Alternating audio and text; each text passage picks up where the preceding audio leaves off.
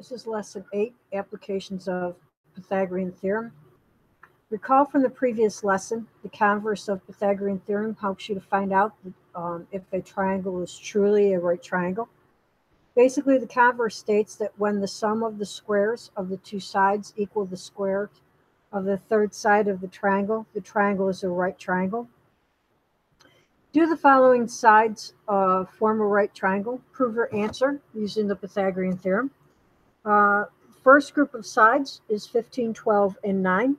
So we've got a squared plus b squared equals c squared. Remember, our 15 here has got to be the longest side, therefore it is our hypotenuse. So now I've got 12 squared plus 9 squared equals 15 squared. So we have 144 plus 81 equals 225. So now we have 225 equals 225. That does equal, so yes.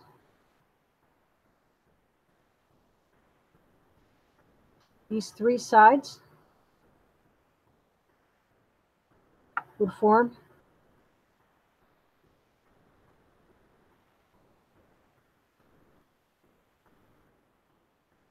a right triangle. Okay. The second side, we've got 11, which would be our longest side. So we have a squared plus b squared equals c squared. We have 4 squared plus square root of 6 squared, which equals 11 squared. So we have 16 plus 6 equals 121. So we have 22 equals 121, which it does not. Therefore, no. These three sides do not form a right triangle. There should be an S. Sorry, guys. All right, so now it says, what else can the Pythagorean theorem find? Well, we know it can find the hypotenuse.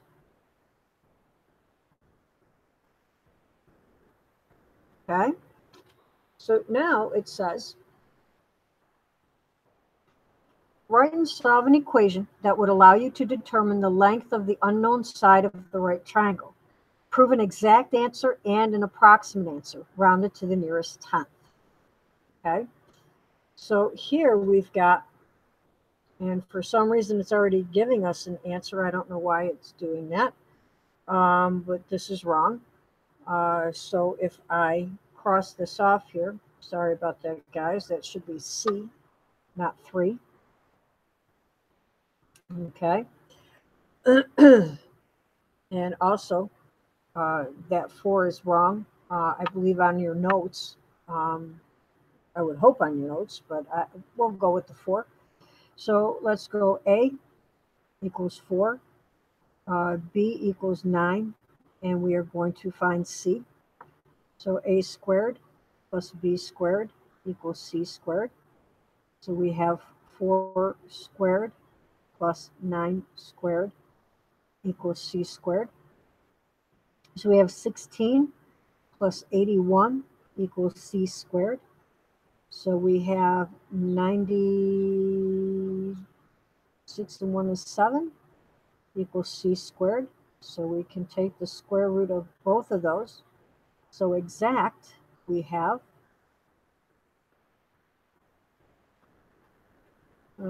here we've got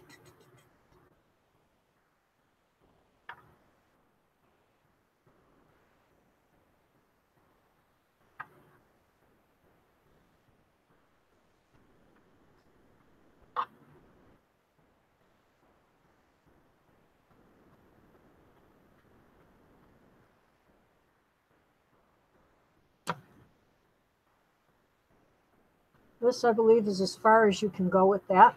So let's do our approximate.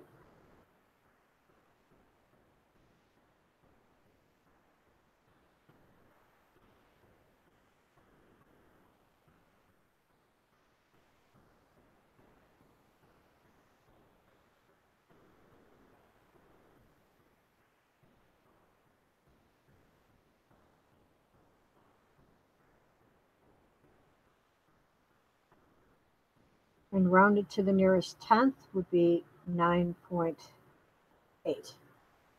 Excuse me. Okay, so now, moving on,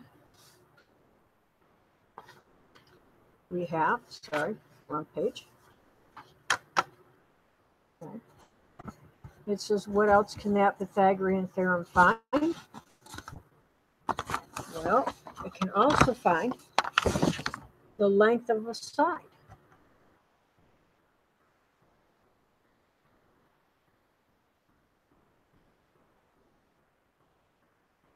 Which is our leg. Okay, oh, sorry guys. Which is our leg. Okay, which, let me put that in focus because it's not. Oh, there we go. Okay, so now it says write and solve an equation that will allow you to determine the approximate length of the unknown side of a right triangle. Round your answer to the nearest tenth of a centimeter.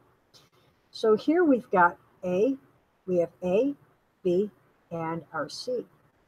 So we have A equals A, B equals 4.2, and C equals 8.5. So now we have A squared plus B squared equals C squared. So we have A squared plus 4.2 squared equals 8.5 squared. So bringing this down, we have 17.64 and 72.25. Solving this like an equation, which is why we were doing this earlier, okay, we can subtract 17.64 from both sides.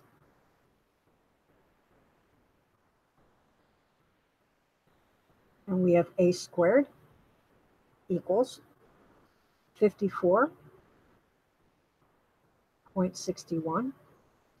We can take the square root of both sides, which we would get A is approximately,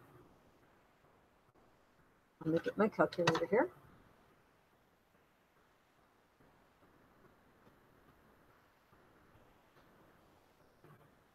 7.389857,915, and that rounds to, for the nearest tenth, 7.4 centimeters.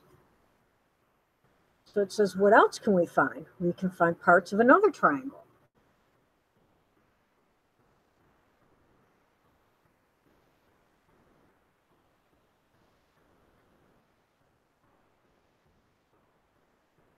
Okay. So now in example 3 here, okay, it says in the figure below, we have an equilateral triangle with a height of 10 inches. Find the length of one side of the equilateral triangle to the nearest inch. So what do we know about an equilateral triangle? Well, what we do know is all three sides are equal.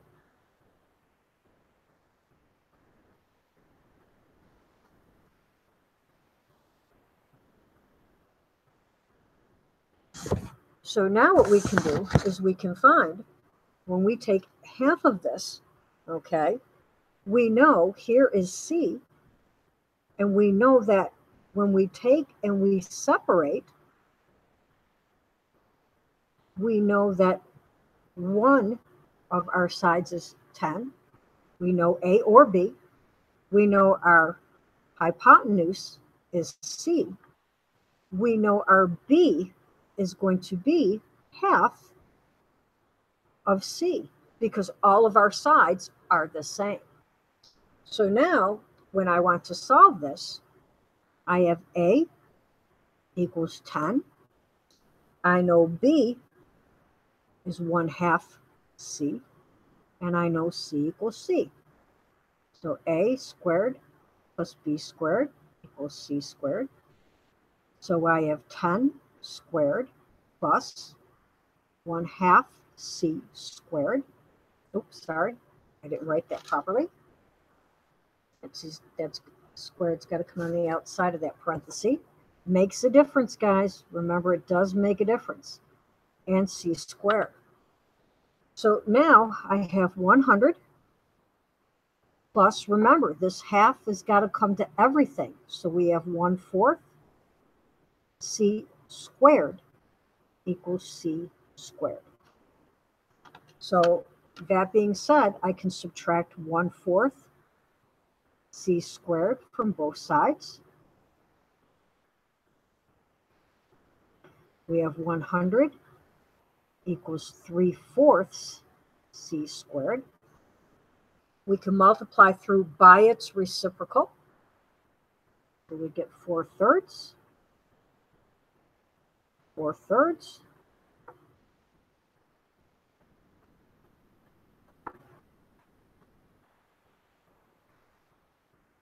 And now from here, remember, we've got to take the square root.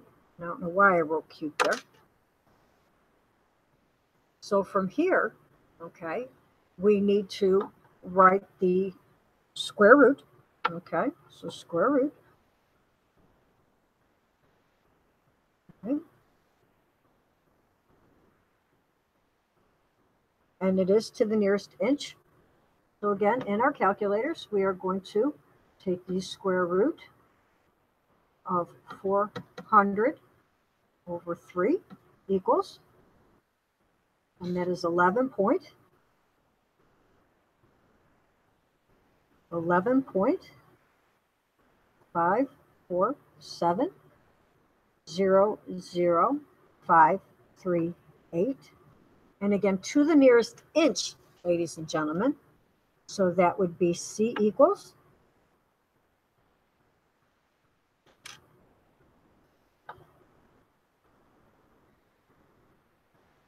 12 inches. Okay. So next.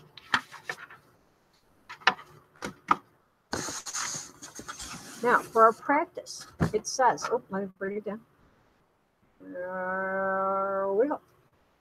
It says, each multiple choice question below has one correct answer. When you find the correct answer to each question, take the puzzle piece for that answer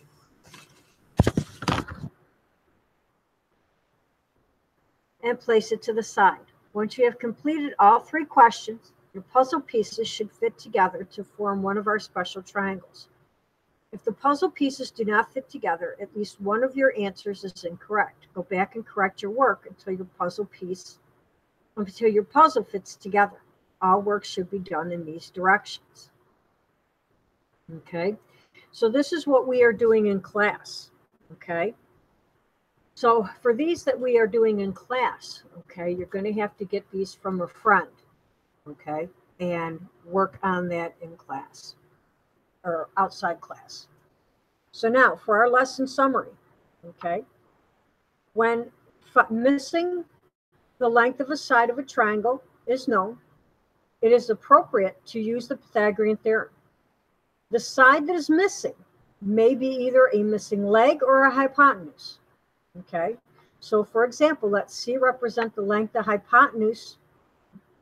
Then to the nearest 10th, here's what we could do. Okay, and this ends our lesson.